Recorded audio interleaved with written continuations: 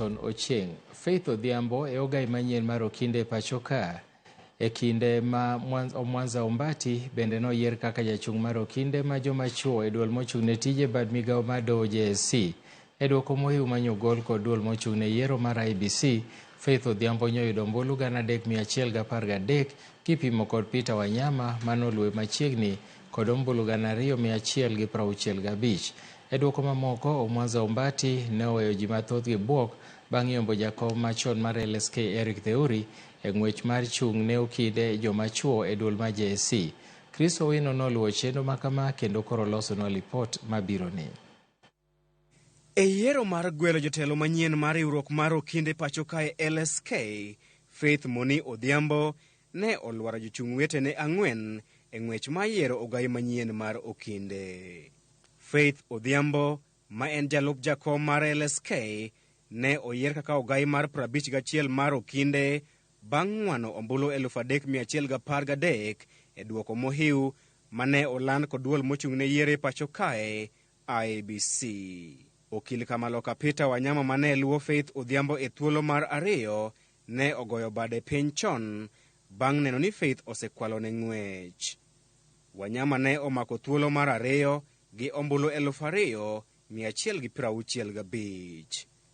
Caroline Kamende ne omako thuolo mar adek gi ombulu 888 e kinde ma Bernard Ngetich to ne owuok kod ombulu 833. Okil Kamaloka Njokimbo ne oyweyo 511 721 mane olut kod Okinde.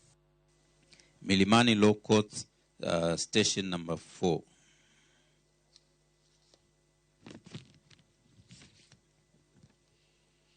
Total number of registered voters in the polling station 817. Total number of rejected ballot papers 9. Total number of rejection objected to ballot papers 0. Total number of disputed votes 0. And total number of valid votes cast 309.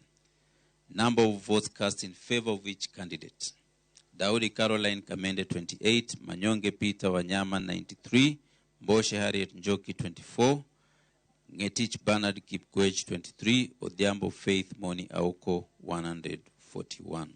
A declaration. We do not have any final results, and a declaration of the results, of the official results, will be done not earlier than Tuesday. Please note.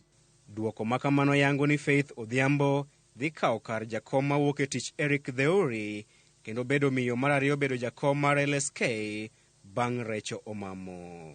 Jo maber ndi anyiso Nyasaye erokamano gi all the members me kokil maneno chung koda gi members me LSK wuok te awacho ni from all over the country wayudo so much. Anyalo wacho ni are not just a candidate of members of Law Society of Kenya. In large numbers go now reassure again. Now they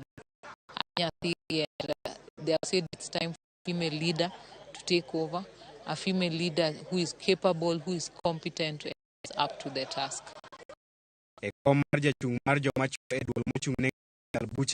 JSC Kamaloka Omwanza Ombati ne onyiso JSC Eric Theuri twang' yudo 3,357.